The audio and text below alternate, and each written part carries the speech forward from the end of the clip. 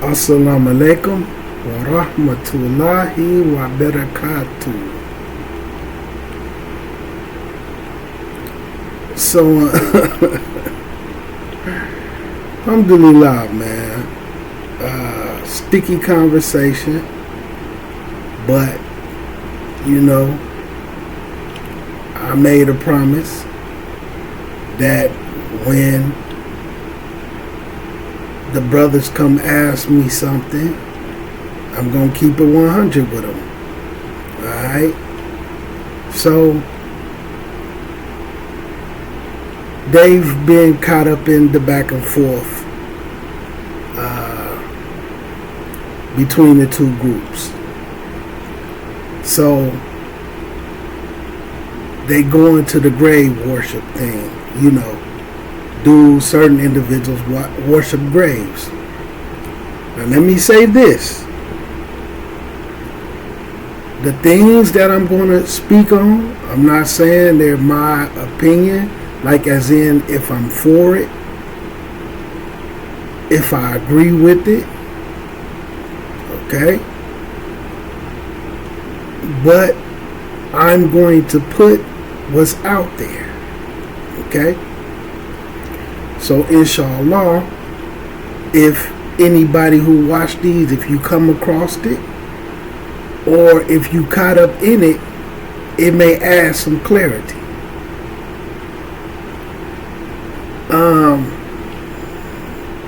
It's just one of those things, man, that it upsets me. Again, dealing with the madhab, learning it from beginning to end, it's one of those things. Like I said, I only mentioned one thing about making wudu, starting with your left side, okay, and ghusl and all of that. Only mention one issue. This is another one, okay? Now I want to say this, and I'm only going to give the clarity, and I'm giving the clarity through, I'm recording it and allowing it to be on YouTube, because I do agree with this aspect. People have to be careful what they start calling people. Like if you want to call them grave worshipers. Like I said, once people start trying to label people stuff, and then want to start calling them out of their name, you got to know, you got to be careful with it. Even, like I'm saying, man, if you see some Muslims doing some things that just don't look right, you just got to be careful of falling into calling them names. And this is why you see a lot of the scholars, they really don't, it's like they kind of keep this stuff in-house. Okay? So, are the individuals actually worshiping the grave? I'm going not this. This is in my opinion. So I'm going to tell y'all what the issue is, and this is probably going to sound surprising, and this is also one of the reasons why I be saying particular individuals is putting belt on other individuals, because they don't know this stuff, and then they continue to go get a little article or something and say Sheikh such and such said this, but it don't be the full context. And then they had this mannerism with it, like where they just be like the way they hold their mouth and stuff. Now I'm not trying to make fun of them, man, but they try to talk, they just be doing stuff like, and the scholars say, Amabad Yani Ya Ikwan. The scholars say this is a matter of fitna. Again, Ikwan, Akwawat. The scholars say this is a matter of fitna. You know, they get to talking like that, man, and that's why I just talk regular, man. And it be them individuals who do that make other black people. They call that mannerism acting Arab. You understand what I'm saying? They call that acting Arab, but it's usually due to it's real attackish, and they might be wrong. So anyway, man, to the issue.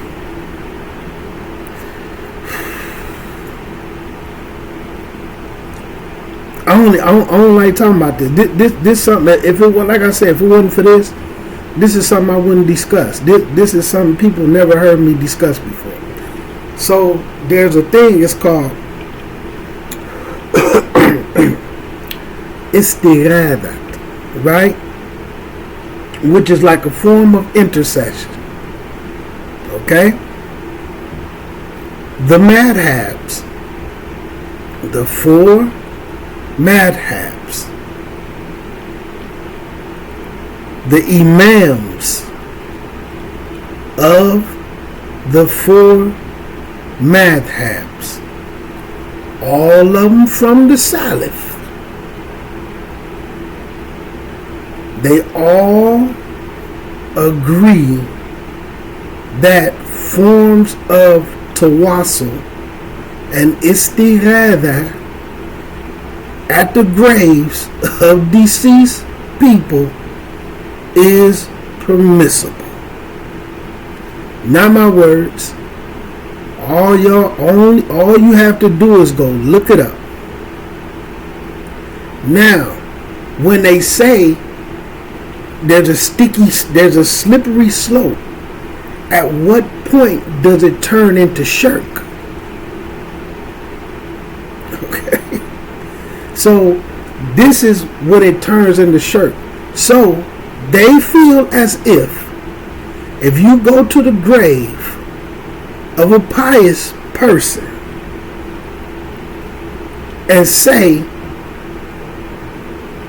through the rank something like we'll say Imam Muslim, Ya Imam Muslim,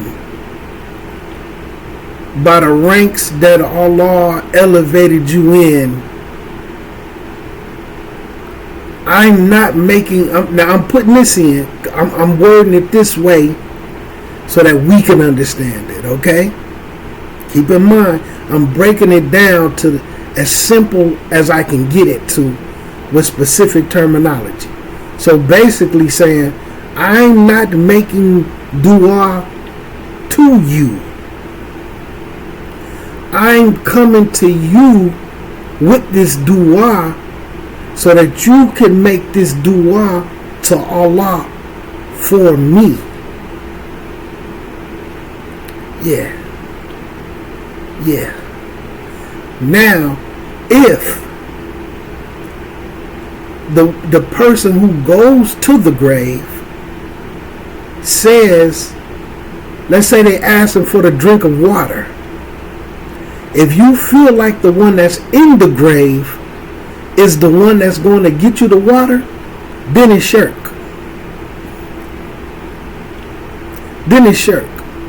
But if you feel like the one in the grave is a means to strengthen the dua and help the dua through them as an intercessor while Allah gives you the water, then that's permissible. Okay? Now I'm saying, like I said, I'm not saying I agree with it. I'm never going to do it. Okay? You'll never see me doing it. And when it come across test, I'm pretty sure, because I have on some of it, I didn't mark that you can do it. I'm just gonna have to get that wrong. I mean, I got the books. I'm reading the books. I'm sitting in the class. I ain't listening to, like I say, if I'm moving around and I'm at work, due to the time zone and when I have to start taking the class, right? So I know what I'm supposed to mark on a test. So again, they have a slippery slope of when it turns into shirk. Now, if you're not at the grave site, let's say you at home, and then you doing it saying, y'all such and such in the grave, y'all Imam Muslim, and you at home, and then you're not at the grave site, then they consider that shirk. You have to be at the grave site. And you have to have the intentions that the one in the grave isn't going to be the one that answers the prayer. They're going to be the ones that help me get the dua answered through Allah. Basically, in the forms of this. Kind of similar to this. You see somebody you know, you feel like they're a good Muslim, or you feel like they're a better Muslim than you, and you say, or you know they really be on it, and then you go up to them and say, you know, I'm sick, I need this job, can you make dua for me? Can you make dua for me? Y'all make dua for me. Basically, on a simple term, so that you can kind of understand what it is, they go to the grave basically saying, can you make a dua for me? And when you look at the four madhabs, and when you look at some of the top scholars from their era, they did it. It's even reports. Like I said, I'm not saying, you know, some people say that these reports is false. Some of them live by them. But it's reports that, I'm just saying, it's out there. It's reports that they all, for instance, Imam Shafi'i went and did it through the grave of Imam Abu Hanifa. It's reports that Imam Ahmed ibn Hanbal went and did it at the graves of Imam Shafi'i. Whether the reports is true or not, the reports is out there. There's great Hanbali scholars like Ibn Qudama, who wrote the famous book Mughni, whatever. In the book Mughni, where they talk about where they would go to, where Rasulullah sallallahu alaihi wasallam is buried, and they do a means of it at the Rasul's gravesite. Now, where they just refer to it as they doing tawassul, using them as a means of getting the dua accepted, and as an intercession. It's together. Now, the reason why they say it ain't shirk, because they're not praying to the person in the grave. They're praying through the person in the grave. So, scholars, they're aware of this. Okay? So sometimes when you go look at their articles, what they say is calling out to them, especially when you see it translated into English, calling out to them, basically supplicating to them, is shirk. Not calling to Allah through them. Two different things. two different things. So what I'm saying is the Asheris and some of these other groups that's doing what they doing, they actually can lay their eyes on stuff from scholars from the past, even from the scholars of the madhabs. They can look at stuff and see where it says it's permissible. But where it turns into shirk is when you're calling to that person. Yeah. So that's why they sitting up telling them, see, y'all stupid. Y'all don't really even know what you're talking about. And then y'all slandering, talking about grave worship. Like I said, I'm not saying what they doing is right. I'm not saying what they doing I agree with. But what I'm saying is, if you go and look into the works of the imams, of the madhabs, and some of their top students, and other people from the Salaf, because all of them from the Salaf, they say depending on how you do it, it's permissible.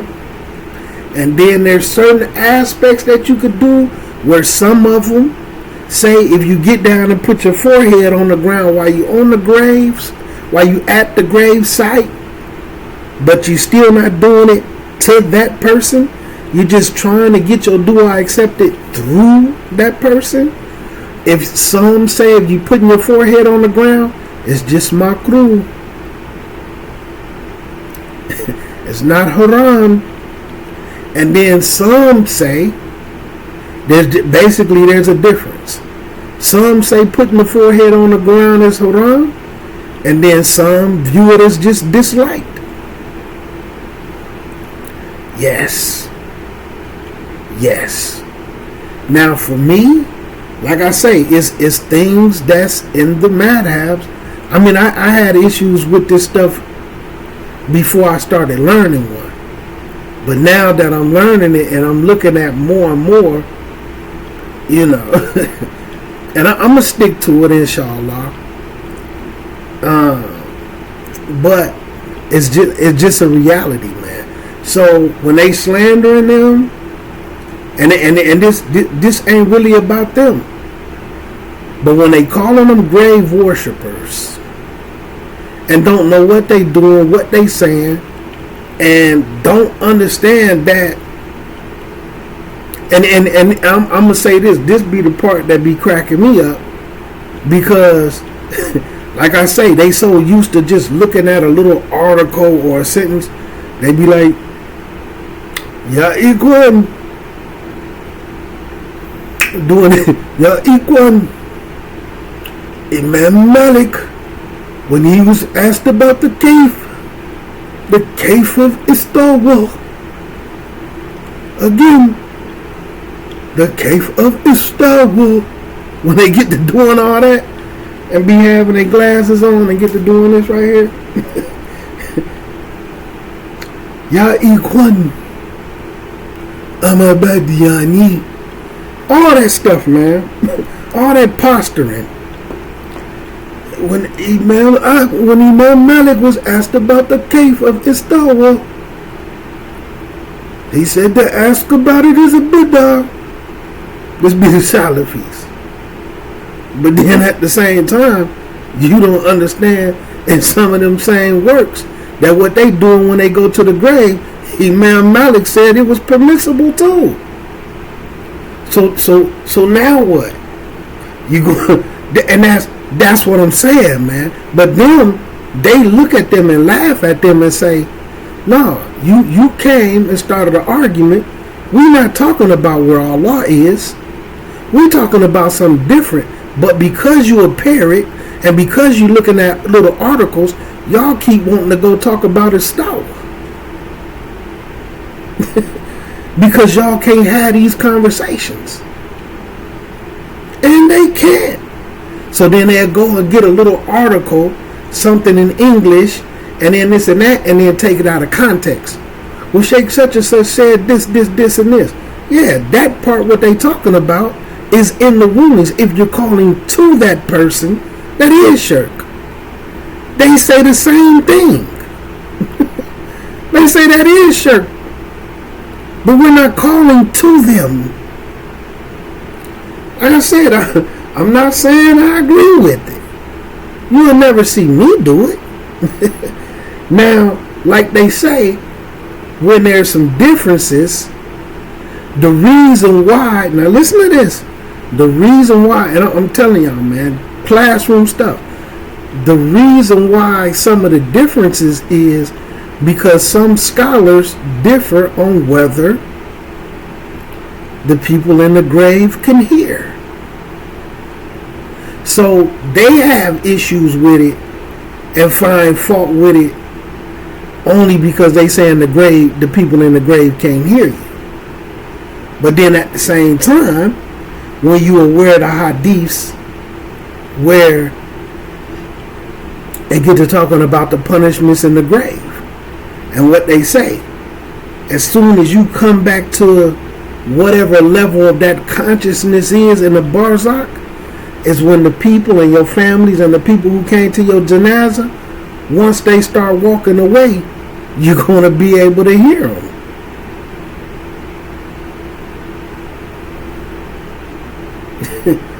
for the people who understand about, before Munkar and Nakir, when Munkar and Nakir get ready to show up, like they say, when your family and stuff walking away, you hear them leaving your janazah.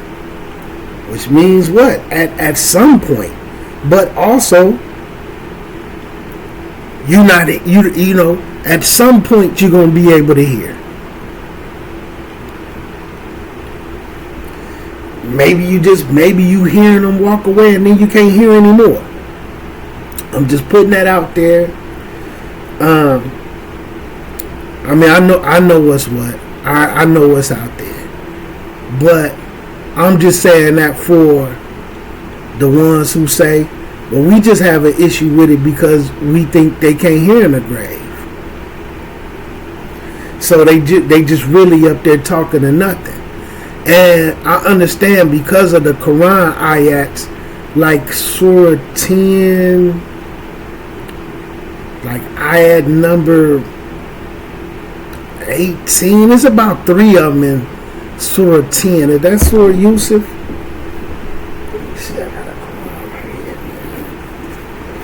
Surah 10, man. Is that Surah Yusuf? 1 second, man. Let me look up something real quick. I might be able to read one for you. But in Surah 10, not only Surah 10, oh man.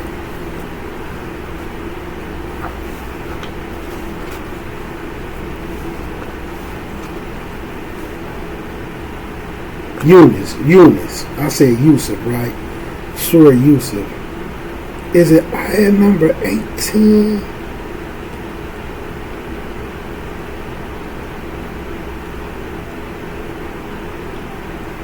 Yeah, that is some of it. And they worship apart from Allah what neither harms them nor benefit them. And they say, these are our intercessors. Okay. Yes, ayah number 18. And they worship apart.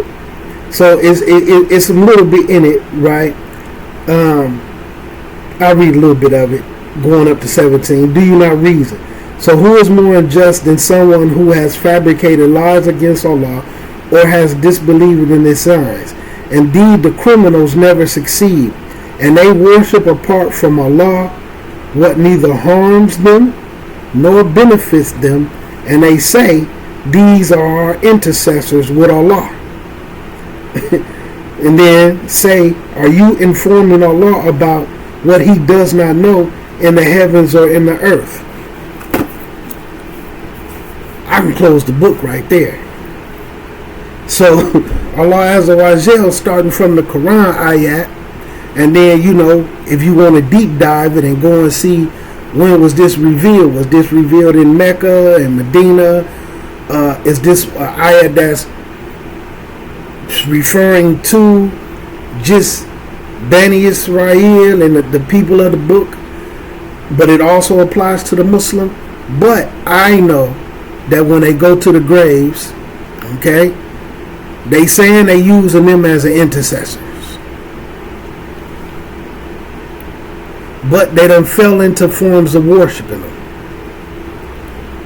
because they not worshiping them or calling out to them, but it's almost using them as an associate. It's almost associating them with Allah. It's a slippery slope. I'll never do it. And like I say, the person in the grave, they can't harm you, nor can they benefit you. But my point is, these great imams from the madhabs, if you go and look into some of their writings and some of their practices, whether you can go through and people say, okay, because like I say, some people say those reports is weak, they daif, but I also know sometimes when people come across things in the deen, issues that's problematic with people that they love, they find ways to weaken it. They come up with ways to say, this ain't real, this ain't that. So like I said, I'm not at that level to where I done looked into them and did a deep dive and said, okay, yeah, this fabricated, this, because like I said, both sides from where I am, from where I sit, I've actually seen more reports that they authentic than reports that they aren't. But then it'll be like these reports is authentic with these people, but this person made up what he said, but what he said was true. It just wasn't told to him. Like I could say one report that I looked at that they use now from a little knowledge of me, I felt something wasn't right about it, because what they said his name was Bilal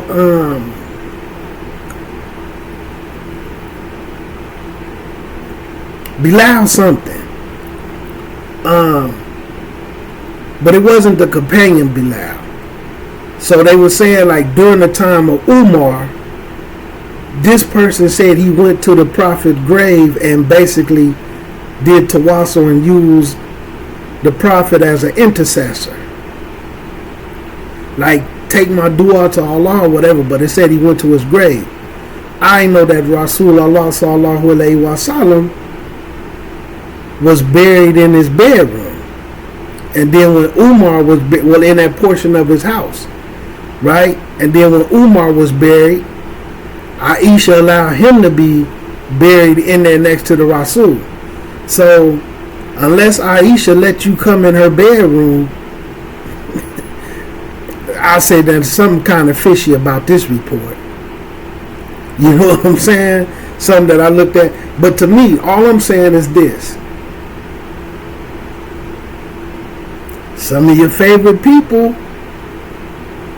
there's reports that they said is permissible, but like as long as you're not calling out to the person, as long as you don't feel like the person in the grave is the one that can make it happen,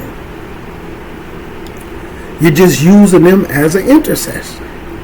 So they actually have ground rules and rules to how to do it. As a matter of fact, and listen, like some of the Salafis from a particular era, I mean, come on, man. Ahmed Hanbal, Imam Shafi'i, Salafis clean to them. They clean to them two madhabs. You know what I'm saying? Matter of fact, let me try this. Because Google's so sophisticated with AI, AI pull up anything that's just put into the space about it. So look, what I'm going to do is put in what madhabs allow istighatha. So look at this right here. This is just a little general something. I'm going to hold it up where you can see it. Where it popped up under AI overview. Let me read y'all some of it. Let's see what it say. In Islamic jurisprudence, basically fiqh, fatwa, rulings of opinions and things like that, the madhabs, the issue of istighatha to the deceased. Okay? That means somebody who's dead, particularly at their graves, is a matter of scholarly debate with varying opinions among different schools of thoughts, madhahib, which is basically plural for madhabs, right? Here's a breakdown based on the provided search results.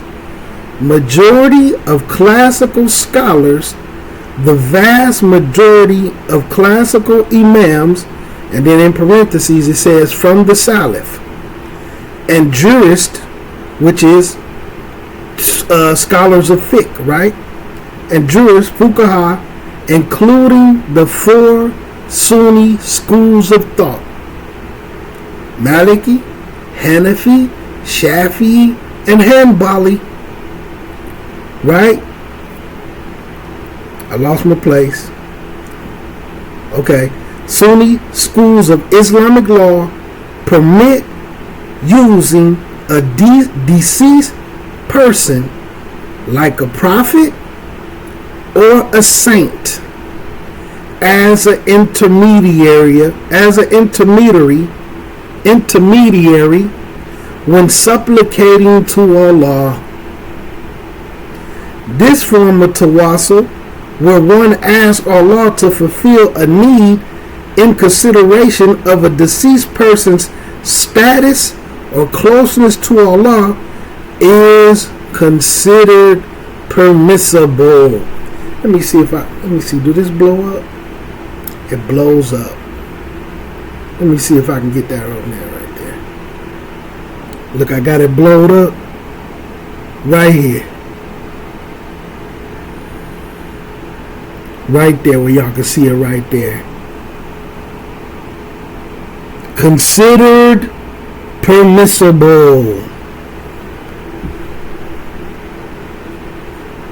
So what they are doing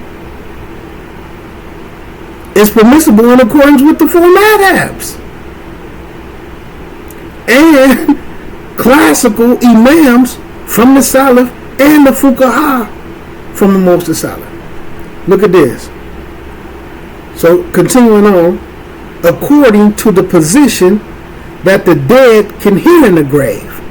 See, like I said, there's a debate. Some feel like they can't hear. So anyway, requesting a deceased person for dua and intercession at their grave would be permitted. You can do it if you want to.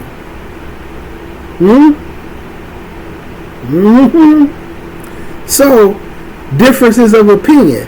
However, it is important to note that there is a difference of opinion among scholars on whether the dead are able to hear in the graves. Okay? Look what else it says. Hanbali madhab. Some Hanbali scholars view istighatha as shirk, associating partners with Allah, but they may allow tawassul, which involves asking Allah through someone else virtues, but consider asking the dead to make the dua supplications are not legislated, but not necessarily shirk. So this is just where the Hanafi madhab is split. So they saying it's not necessarily shirk. So what they saying is, instead of saying get this dua to Allah for me, they say by the ranks or the righteousness and the status that Allah bless you with on the earth, I'm making dua through that. So if you do it that way, so this is another little of adjustment. If you do it that way, then it's cool. But none of it is considered shirk unless you say, this person, I'm making this dua to you. That's the Hanbalis. Look at this right here. Some from the Salafi movement, classical, express reservations about tawassul, but they emphasize the conditions for istihadha, to be permissible, which include the intermediary being present, hearing, and having the ability to help. If these conditions aren't met, then they might consider it major shirk. If these conditions aren't met, like if the person in the grave actually can't hear you. So like I said, the Hanbalis, certain forms of istihadha, if you don't do it in this way, they consider it shirk, but they allow tawassul. From the Salafis from the past, they had their reservations. They the opposite. They had their reservations about tawassul, but doing istihadha a certain way is fine as long as the conditions is met. Yeah. Not saying what I agree with. This isn't me. And this is why, alhamdulillah, I'm glad I went ahead and typed it up just to see what Google will present, so y'all can hear me reading it to y'all. Now, I'm going to say this. A few years ago, because Yasir Qaradi, see, y'all got to keep in mind, he one of their main opponents in their attack because he used to be one of them. So Yasir Qaradi actually was speaking out on this a few years ago. I can't say how many years ago it was, but Yasir Qaradi, but when he spoke out on it in full detail, he broke down what the madhab says and when it turns into shirk, not like kind of like how I'm doing it. Not saying this is my opinion, but from the madhab, but he did say, we say, when it came to whatever he following fiqh. So, like, he agreed with them, and by him being a PhD, he threw the we in it. And, you know, they tried to have a field day with him using the clip and just saying he said that worshiping graves isn't shirk, when he never said that. He never said that. It was, again, them attacking him and putting a narrative on him and cutting his video short when he said in accordance with, and he named all of the madhabs. Yeah. Video, the real video, I'm pretty sure is still out there. Stuff don't, unless he opted to delete it or they had them delete it. I'm pretty sure it's still on YouTube. They just did their usual take 10 seconds out of it and then cut it off when he started explaining it, and then they explained for him. And I'm reading it right now, because right now you could pull this stuff up on AI. Look at this right here. So differences between tawassul and istighatha. Tawassul, supplicating to Allah using an intermediary. For example, asking Allah to fulfill a need in consideration of a good deed performed or a living pious person's righteousness. Right? Istighatha, calling up on and seeking the help of others than Allah. Some scholars consider seeking help from deceased persons in worldly or unseen matters through Allah granting as potential problematic or even a forbidden expression of shirk. Okay? Like basically if you ask for some water, you know, anyway, I ain't gonna go into that, and you think they could do it, and unseen matters where you might end up messing around and end up playing with a jinn or something, right? Even if done with a sound belief in Allah's ultimate control. So in summary, the permissibility of istighatha to the grave particularly in terms of seeking help or intercession from the deceased, is a topic with differing opinions among Islamic scholars. While many classical scholars allow this form of tawassul, seeking intermediary through the deceased when asking Allah, some object to it, especially if it involves directly asking the deceased for help in matters that are beyond their ability or that might resemble shirk. The debate often revolves around the belief in the hearing capacity of the dead and the potential for actions to be misunderstood or misinterpreted as associating partners with Allah. So, I'm not defending them. What I'm saying is, academically, they got a leg to stand on. And then it also proves what? Because these people looking at little bitty articles, not looking at the full context, or just trying to take the little piece, the same thing that they do when they watch a video.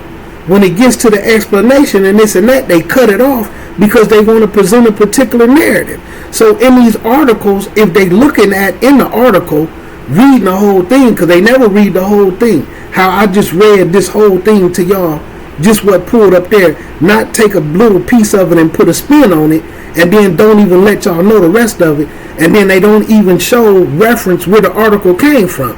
And that's why I say all the time, a lot of times, really about 9 times out of 10, when they use an article or they saying that a scholar said this, or Ibn Taymiyyah said this, Ibn Qayyim said that, and they don't read you the whole thing or tell you where to go get it, and then I know where it came from, and then I go look at the whole thing, or I go listen to the whole talk from the actual person, they usually take it out of context. But the thing is, they starting an argument with these people. Okay? They starting arguments, they attacking them, they calling them names, and all this and that, when these individuals is doing something that's permissible according to the madhabs. And then at the very least, there's what? A difference of opinion. So, even when it boils down to the simplest terms of when you face with these issues, hey, there's a difference of opinion. They choose one side, I choose another one. Class, it's over with. There's no need for me to start calling them names and then calling them grave worshipers, and they not grave worshiping. Because then I could put myself in a position, but it's a slippery slope. So the most that I'm going to sit down and say, I'm never going to do it. in the way that they see permissible, and then in the way that they don't see permissible. I'm never going to do it. You know what I'm saying? And may Allah allow me to stay firm on that. Like, you know, sometimes you can go through life and people develop dementia and different things like that. As long as I'm in sound mind and sound body, I ain't never going to do it. And may Allah Azza wa Jal keep me firm on that until I meet my complete destination. I mean, you know what I'm saying? But at the same time, I'm not finna argue with them about it. Why? Because at the same time that I can be arguing with them and calling them names, I could be working on my Arabic. Because it's not going to do no good. And then at the very least, when these people able to prove this from these aspects, especially one of these goofies, astaghfirullah, I didn't mean to say that. It just came out naturally. Astaghfirullah, astaghfirullah, astaghfirullah. But one of these individuals actually get their gall up and sit up and debate with them in front of people and get demolished. People who weak and already sick of their behavior, they start becoming asheries. They start becoming asheries. I'm sitting up seeing some people talking about in a city a particular masjid that was started off Wharf Dean, okay? Then some Salafis came in and started cleaning it up, but they started doing it with some harshness. And the people talking about this process and even playing a role in saying we went about dealing with them the wrong way. Right now today, that masjid went from Wharf Dean, partially Salafi, and right now today it's an Ash'ari, Maturidi, Hanafi, mixed with some Sufism masjid right now today. And the majority of the people in the masjid is urban. Because, like I said, outside of some of the stuff that they, the spinning in circles and different things like that, they actually can bust out stuff. Even like right now today, the way that they doing AI, you can go find this on Google.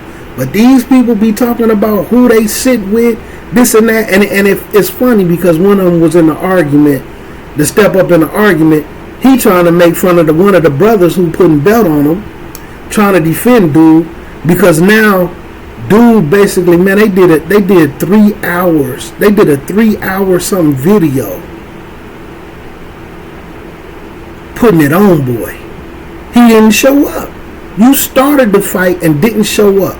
So then he tried to do another little video trying to read some little stuff from Sheikh Fawzan about nothing about what the conversation is about. And then still twisting it. You see what I'm saying? And people starting to side with them. Y'all graduates, y'all saying y'all this and that. So one of the people from one of the Ash'aris coming to the comment in the video, like, come to the debate, come line it up, be a man and come talk to us face to face. We in the same city, or come get on the thing. Talking about we don't talk to the people of desires in public. What, y'all just gonna argue back and forth on social media and make videos when the person just talked to you face to face? The same day you made the video, you done sat in his house and ate food, but y'all don't talk to the people of the desires. But so basically one of them stepped in and tried to say, see, your problem is you never went overseas to study.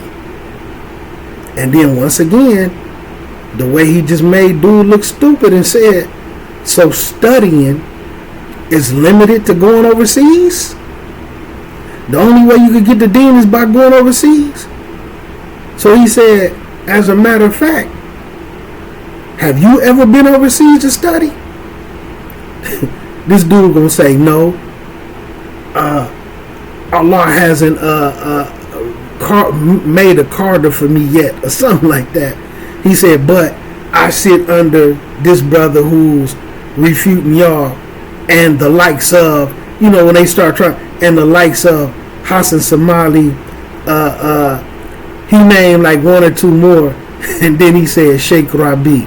When I seen him put Sheikh Rabi, man, I wanted to fall over laughing, man. Matter of fact, let me see something.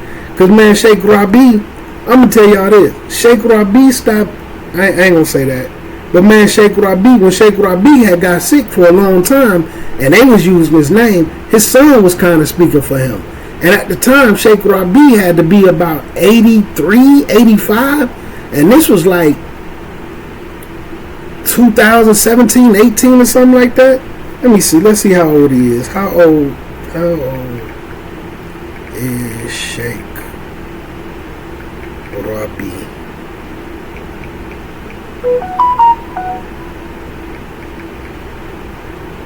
How old is Sheikh Rabi? And see, I still want to keep... See, look, right now, Sheikh Rabi was born in 1933. Sheikh Rabi is currently 92 years old. And this dude talking about he sit with Sheikh Rabi in America. One of the Salafis. You don't sit with no Sheikh Rabi. Oh, wow. And look, I got one phone and I put up with Google. Man, this is hilarious. Wallahi. Hold on. Oh, okay. Because this from the same Marquez. It's saying a tweet from this same Marquez in February 2025 also mentioned that he was 95.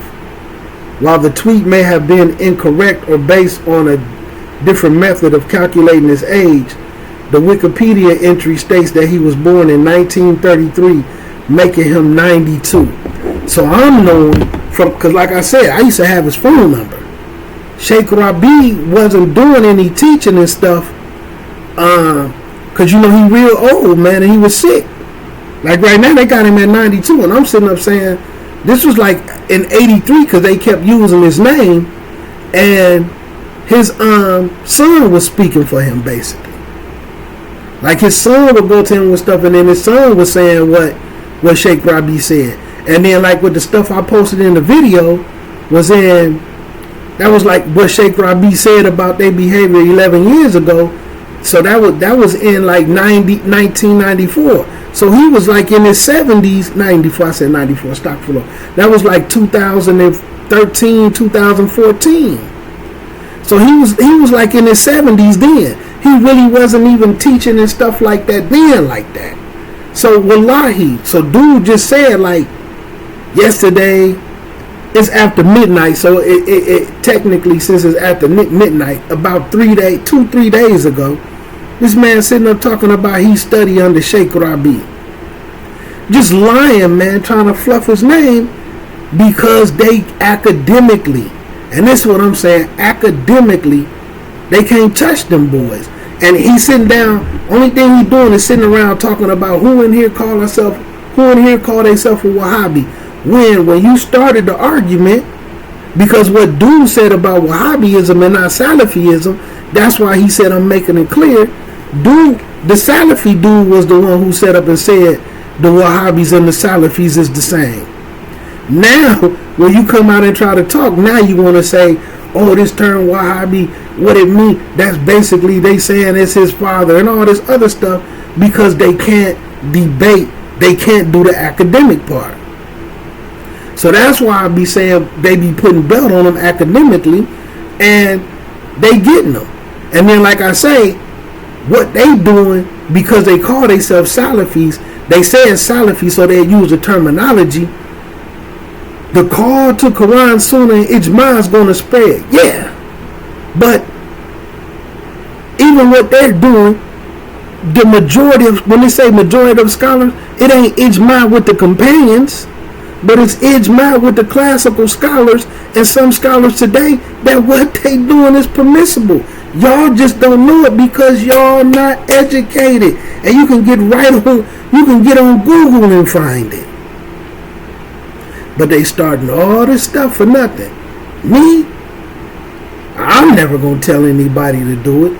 That's nothing that I ever teach a person, because this isn't no disrespect, and this don't have anything to do with the ranks of those imams. For me, okay, cool. Y'all feel like there's some permissibilities in certain forms of it. You got to show me where you got it from, baby.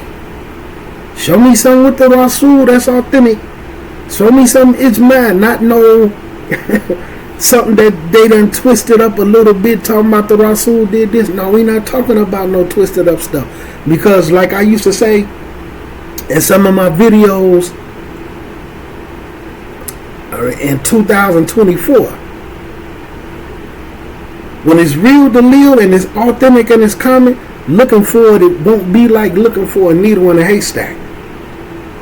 Sometimes the difficulty in looking for it is you may not have the books, or you may not have the Arabic to read the books. So some of the books with some of the statements I don't have, and then some of them I do. And I just got a fresh batch of them because I'm learning a madhab from beginning to end. And so like when test time come, I'm gonna have to answer yes to some of this stuff, but I'm gonna weigh it out. Like if it's enough of these questions and I can answer no to them and still pass with an A, I'm gonna say no. Or a high B, I'm gonna say no. Long like if it's gonna put me down where I be around a C, because and the reason why me doing that, because you gotta pass the whole entire section with a certain level in order to get the ijazah. So you could pass it, but that you won't get your teaching ijazah. And that's why. So I'm gonna be honest with y'all. That's where some of the conflict come into me, is because I'm sitting down saying, you chasing that ijazah. Know what I'm saying? You chasing that ijazah just so that you have another piece of paper that say, I'm qualified to teach this right here. No matter how ghetto I talk, and if I'm fasting and my word slurring, it's middle of the night and sometimes I'm running my sentences together. No matter how unscholarly, and I do it intentionally, man, because I just, to me, I don't have it in me to be sitting around talking about As-salatu wa-salamu ya ikhwani ya Rasulullah Ahmad. The likes of the ones that I sit with. I don't have it in me to act like that. And then to run off all this little Arabic. I'm talking long enough as it is. It ain't no sense of me sitting around talking for Arabic or reading all this other stuff in Arabic for 5-10 minutes. Where people ain't gonna, it just make me look like, ooh, man, the brother chopping that Arabic. But that's the most people get out of it. I learned through different classes, man, you know. It ain't that stuff ain't necessary when you don't have an audience that can grasp it, especially with my goal, with the main purpose of my goal in the channel, Simplifying Islam, is I want to show y'all how to be able to do this in English. You're going to be better than you are. The Arabic, you're going to definitely be a whole lot more crispier, and it give you access to other books and stuff that you're going to be able to read. But if you ain't overseas and you ain't got no plug to order them and you ain't got no money and this and that, just like by me, you know, like it be certain people who be coming around, you know, certain people that understand a little Arabic and be like, man, you still got Sahih Bukhari and the English one. I'd be like, ain't the Arabic in it? Why would I get out of the way just to order another one with the exact same Arabic in it? The Arabic is in all those books of hadith. I don't need all of them to get rid of all of them just to go rebuy them all again in Arabic and be like, look, all my books have Arabic. I got my whole bookshelf. Everything is in Arabic. Plus, when I deal with people that come through that's not going to learn no Arabic, they can go to them same books and look at them for themselves in English. The English and Arabic is in them. Why would I get rid of them and just to buy them again in Arabic? That's wasteful to me, especially for the purposes of having a bookshelf with only Arabic books on it. The Arabic is in them. I do this for me. You know what I'm saying? I ain't running around trying to be nobody imam. I ain't trying to make no money. I ain't trying to call to me. I'm not saying that's what other people do. Man, this is for me, man. This is for me. And alhamdulillah, it put me in a position where sometimes, like, just to even, you know, like I say, man, I be looking at my journey.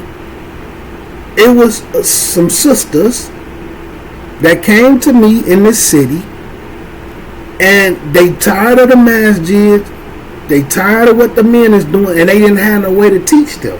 And they wanted to come sit with me and set up something, and I said, no, I'm not going to do that. We'll do something through Zoom. But because of the times and everybody moving around in my time, we couldn't do Zoom. So in the very beginning, I was like, look. And the way that they was able to go, the way that they was able to get to me is through my daughter's mom. So my daughter's mom would text me. So I just said, so we couldn't figure out a way to do things through Zoom, all of our time differences. I said, look, I just set up a YouTube channel, have them subscribe, and then whatever it is that y'all want me to talk about, or any book y'all want me to go through and this and that, you text me, you let me know any questions, then I just address it through YouTube. I didn't expect for more than 20. I didn't expect more than 30 people. I was looking for about 24 people to be on this to watch this channel. And you know I'm saying, and their little stuff with D's and them, but then whatever went on, they stopped, they stopped reaching out. Whatever went on, you know what I'm saying? I know how women is, I'll say people. Some people be friend Monday, and then Wednesday they friendship over. Saturday they back friends. So I don't know what happened with the communication. But by this time, we was already doing late night sessions, and like people who've been watching me long enough, they know. I even go through and say, I really don't even want to record these late night sessions, but they keep telling me it'll benefit them because they can go back and watch anything that they missed during the late night sessions. And now, I done made some friends. I done met some good people through here. I done met a couple of connections. And this wallahi, this was never my intention. You know what I'm saying? I done met a few good people, you know what I'm saying? Some of them done fell back from me. I understand it because in they head I'm bashing Salafis. And I sit down and say, keep getting educated. How am I going to bash some Salafis and I am Salafi? I make that clear. But I'm not so Salafi that I'm going to sit down and say, them Asheris, they actually got a stick to fight with. They actually using Maliki fiqh. The stuff that they're doing. The four madhab says permissible. So the most that I can say is there's a difference of opinion. I'm never going to do it. You will never see me do it. But then I understand the part when they go get an article and then they say a sheikh says this right here is shirk, but they also say that exact same thing is shirk. Just like when I read y'all, it's borderline what they consider shirk and what they consider not shirk. But y'all not reading the whole thing. Y'all not reading the whole thing. Or y'all went and got a biased article that only speak towards that actual part of it. Now when they actually get to that grave and they falling in and calling to that person, that's between them and Allah. But from what I know, and some of them would, like I have seen some of them kissing graves, but they be some of them foreigners. These individuals, I've never seen them do it. Now I did watch them, you know what I'm saying, one time where they had a thing where they had went to they was talking about how they went to Imam Bukhari grave, and it had me cracking up. I ain't gonna lie. I watch them. I watch some of everybody. And I hate to say it, when it comes to academics and stuff that's really there, they sound better than them. But they ain't never went nowhere. But I know because let me tell y'all something, and I'm finna get up off of here. One of they top dudes, one of they most thorough individuals, he from Chicago. He from Chicago. I ain't gonna say I know him. And he come from what they call the tribe. The little tribe, the little banner that we was up under. And basically in the streets we would have called him one of the guys. Now, in the street terminology, if you was affiliated, we'd call you one of the guys. But if you was cool with us and you wasn't affiliated, we would refer to you as one of the good guys. So I'd be like, man, my good guy, you know what I'm saying? Like he just like us. But he just not officially became a member. But that's my good guy. So like I'm saying, in the streets, he's one of the guys. You know what I'm saying? And when I seen him on the debate, I was like, that's crazy. And when he was standing there chopping with him and talking about, so like they actually have some sheikhs and scholars, man, that's in America. It's some of them in Chicago. It's some of them in Chicago, man. Asheries is deep, B. I'm telling you, man, them Mars thick as Heinz, man. It is a lot of them. And I'm gonna tell y'all something, man. And because these individuals, I don't want to call them simple-minded, but they drunk off their own stupor. It's more Asheries as far as like Salafi group. It's more Asheries than Salafi group. Egypt is an Ashery country. Okay? And I'm talking about like Salafi group, their clique. They think they the deepest around. It's way more Asheries than y'all. They way more organized than y'all, and they way more educated. And the stuff that they do believe, they get it from somewhere. There's a lot of the stuff that y'all be talking about, y'all twisting a lot of it. But y'all have some good terminology. And then, like I say, when somebody called them out on it, or they point it out, they want to go back to what the terminology is. This is the call to our Tawheed from Quran Sunnah with the understanding of the Salaf. How could that ever be wrong, Ya Ikhwan? Ya me? How could the call to Tawheed in accordance with Quran and Sunnah understanding of the Salaf? Wallahi, by the Lord of the Kaaba, how could that ever be wrong? Ain't nobody talking about that. Like, duh. Of course, Quran and Sunnah and the way the companions understand it. Nobody is debating that. The debate is what y'all doing isn't that. I swear by the Lord of the Kaaba, Ya Ikhwan,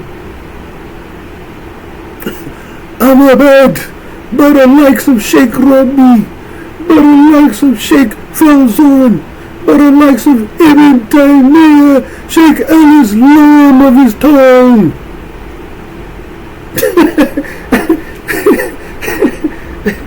Allah says in Quran al-Mubin, the ones who follow the Rasul in what he did will always have the victory. We believe as they believe, Yani. Be like this. It sound good. Y'all in tune with every single city in America. Every single city in all 50 states. Y'all got a problem with all the Muslims there, except for the ones that say they're a part of y'all group. When is that the way of the salad? The salad. But I ain't gonna go into that, man, because this ain't about that. So, that's just a long way, man, to answer, those differences, man, and stay out of it, man. You know what I'm saying? Don't let them don't let them get you caught up in it, and then doing all the, we only busy the people with knowledge.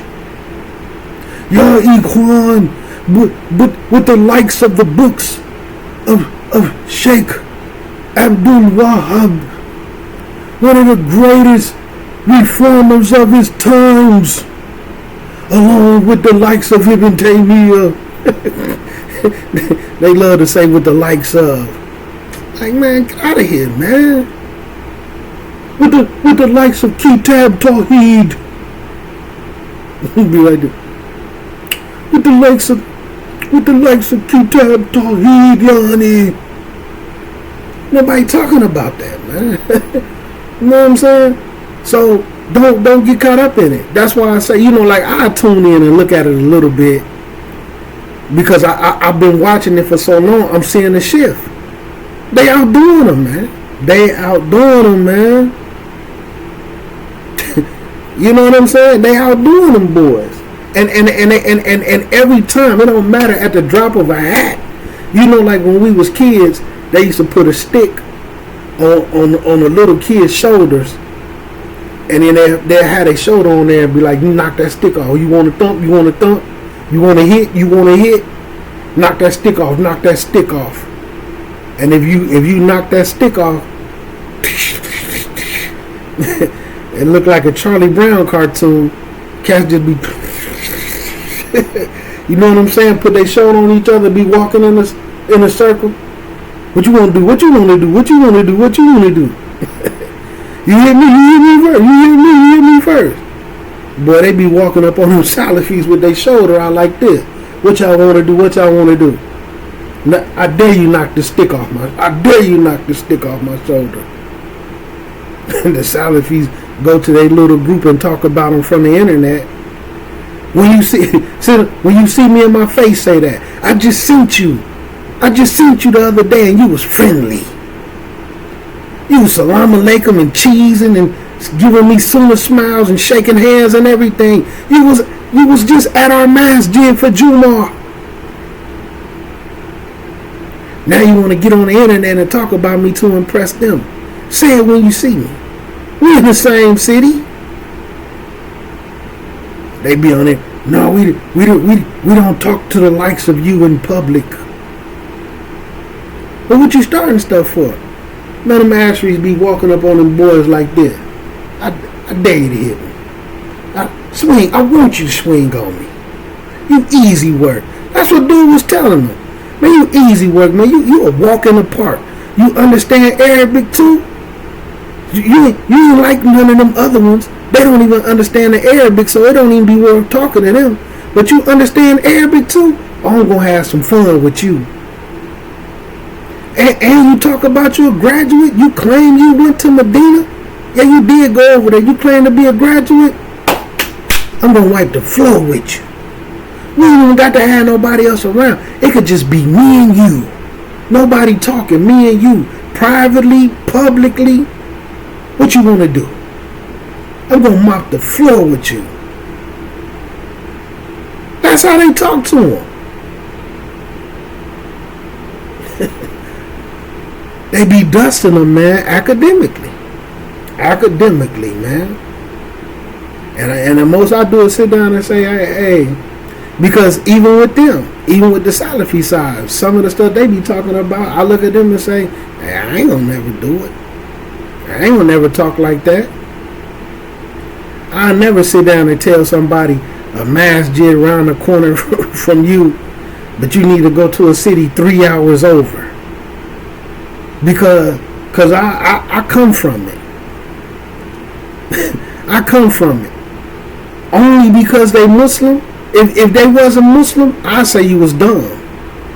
You mean to tell me some people that's not from your city, some people you ain't even met in person, gonna tell you can't go to none of the masjids in your whole city and you need to drive 3 hours away for Jumu'ah?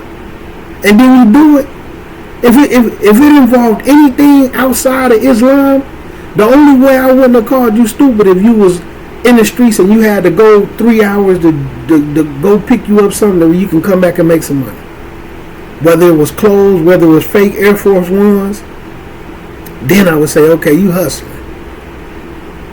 Okay?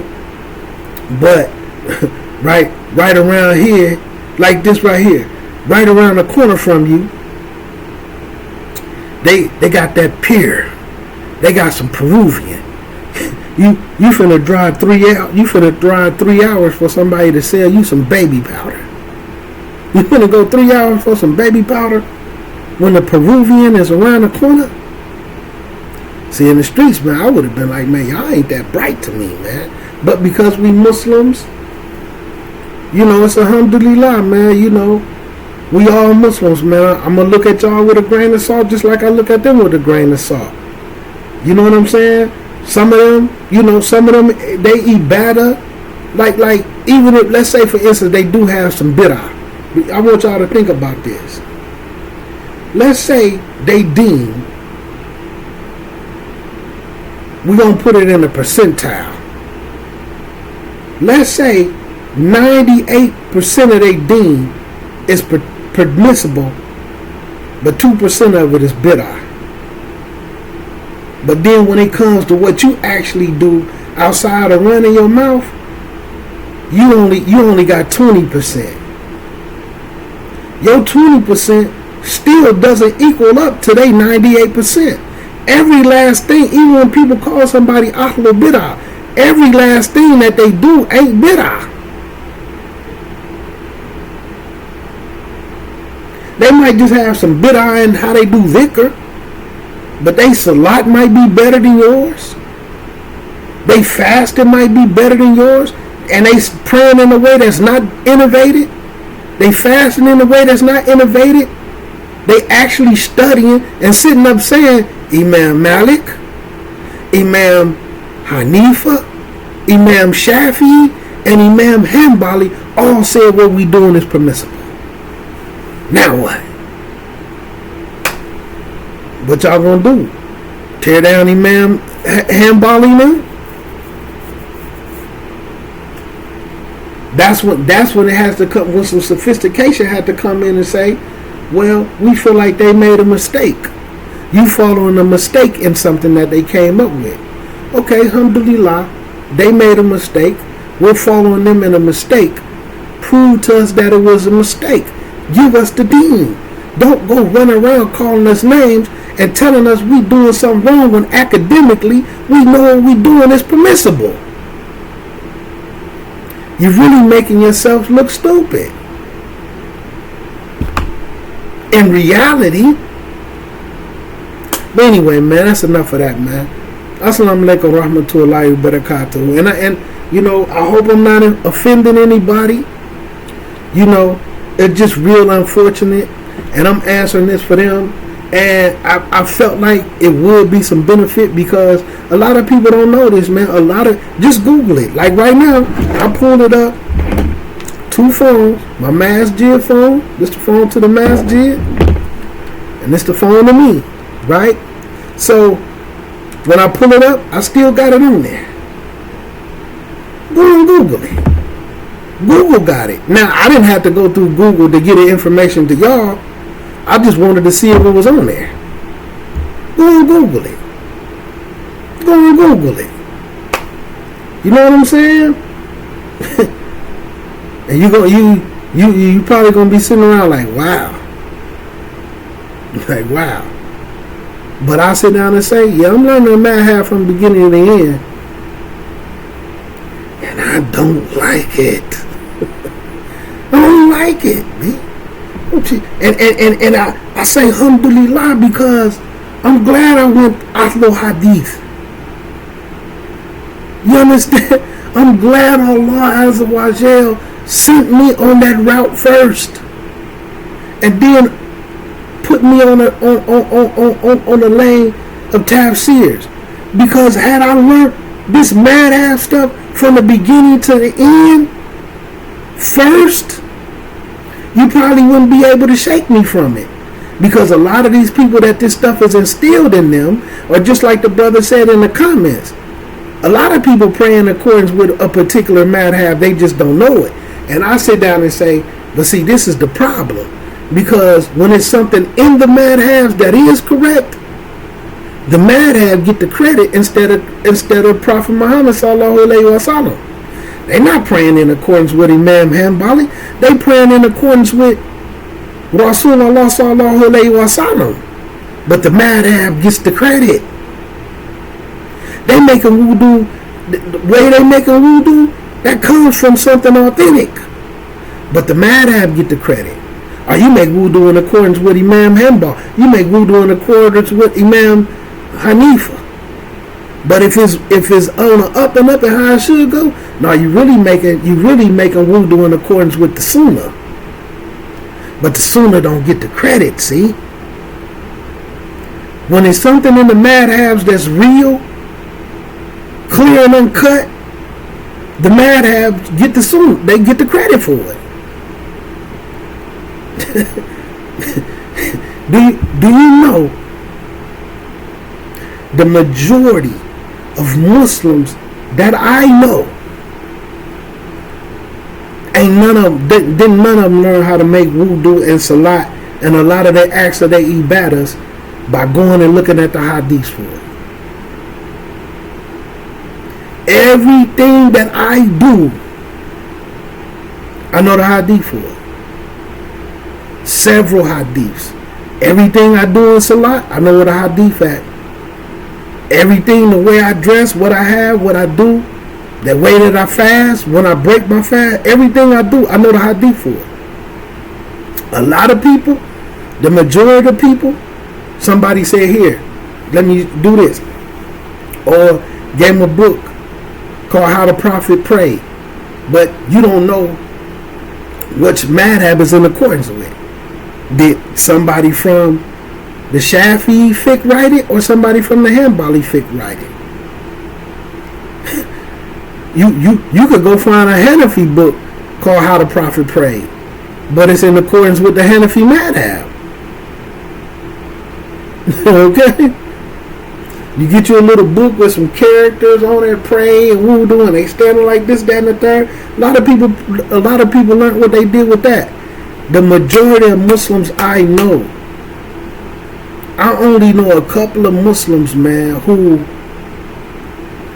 went through and know the hadiths for everything that they do.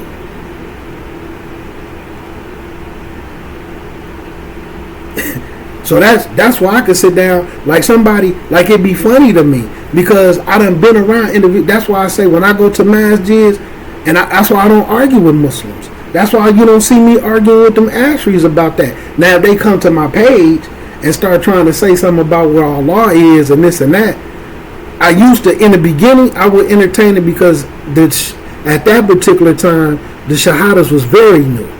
So I would speak on things to clarify because I may have missed their comments and they seen it.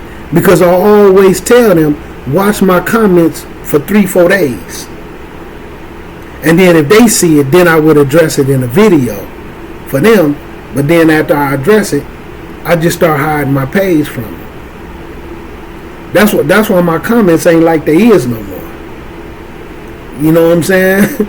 Because that's all I do. I get out and address something, throw my fishing pole out like this.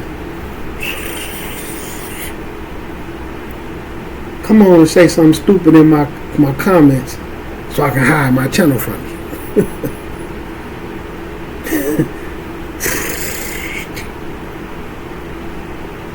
Or you can still see the channel, but you can't comment on it.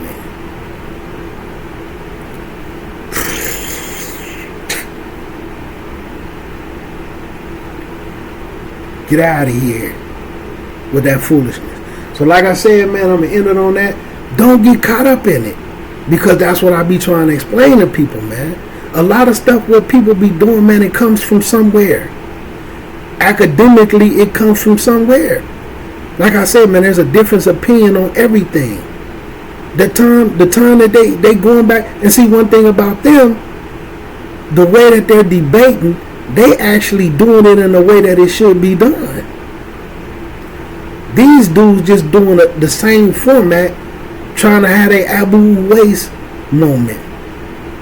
But see, Abu Uwais was nice with his, and he did it the right way. They still trying to have a Abu Uwais moment, and it's not working. But because it's just like people from the street, where you had that one friend who always get in the fight, but he lose, and then they friends won't tell them the truth that they got whooped. They done got in 10 fights and lost 8 of them. But in their head, they won all 10 by a landslide. That's how they is. They really think they be putting knuckles on people. Because the only people who think that they winning is them. So don't get caught up in it, man. You know, you could look at it like you seeking and you trying to learn some of the new shahadas.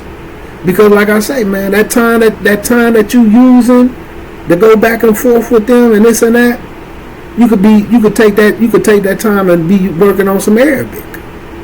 You could take that time and be trying to teach somebody something, or take that same amount of time and clarify the differences for the people who not sure about it. You know what I'm saying? Something that's going to count for you in your favor, inshallah ta'ala. You got to do this even when it comes to the fisticuffs. You got to do it in a manner that's pleasing to Allah. Argue in a manner that's pleasing to Allah. There's even manners and etiquettes to this. They already calling people ignoramuses and you ignoramus, this, that, and the third. Even Google know that what they doing is permissible, according to the madhabs. I'll never do it.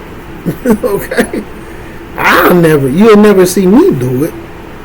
As long as I'm in a sound mind and body, you know what I'm saying? I got to be out my wits end, or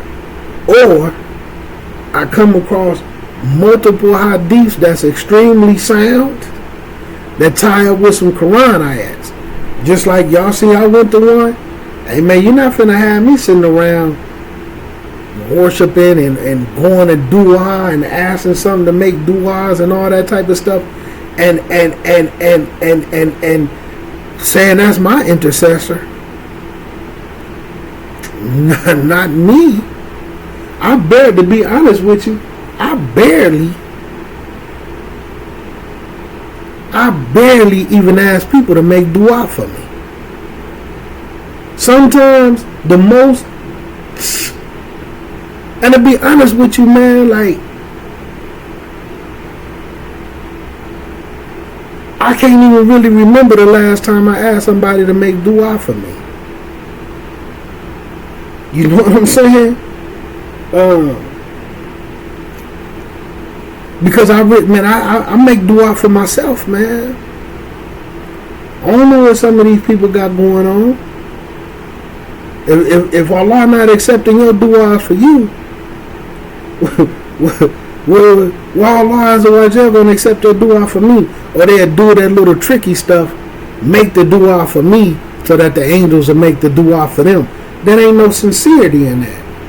Man, I make dua for me. Now, if somebody make dua for me because, they be like, man, that's a good brother, this and that, I'm going to make dua for the brother, I'm going to keep dua for the brother. Just like some of the people who come in and reach out to me on Telegram, even if they stop talking to me because they feel like I'm not Salafi enough in accordance with that side of the fence, right? I make dua for them. You know what I'm saying? It was a sister, man. She used to comment back in the day. I don't know what's going on with her. But, it was one time she said in the comments she was speaking about her situation a little bit. You know what I'm saying? I make dua for her. You know what I'm saying? I ain't gonna say where she was and all that type of stuff. But, she had her husband passed away or something like that. I just put that much out there. Her husband passed away. I make dua for her. Some people who watch my channel, or they used to, and we've been friends for years. You know what I'm saying? My people, man. You know what I'm saying? Like, I really love her. You know what I'm saying?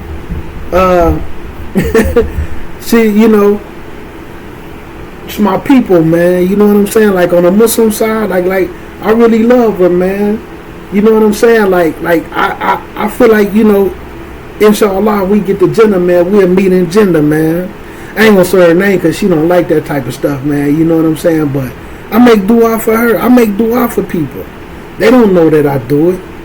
So, if somebody just make dua for me on a cool like that, but I don't even be asking people to make dua for me. Nah, I make dua for me.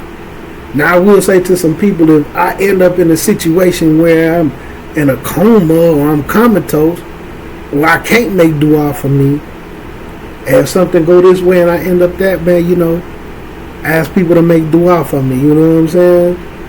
But as long as I can do it, man, I'll make dua for me. So just don't get caught up in it, man. Don't get caught up in it. Don't go. No matter how cute they make it look. With all that, I share the same opinion with the likes of Sheikh Rabi, Sheikh Fawzan, Ibn Qudama, all that other stuff, man, with the likes of Ibn Qudama and the likes of them, and then the likes of them, and then the likes of them, Ya Ikhwan. That stuff be cracking me up, man. But anyway, man, don't busy yourself with it. Take that time and learn you some Arabic. Take that time and read you a page in the Quran. Take that time and work on trying to memorize something, you know. Get in your book, man. Read you some tafsirs. Go sit down and try to read 100 hadiths, man. And then just keep this concept in your mind. The person who sit down and read 5,000 hadiths is not going to view Islam the same way as a person who read 20. Alright? At least you even if you don't have the entire fiqh of the hadith, at least you know, okay, this is some things that's going on in the deen.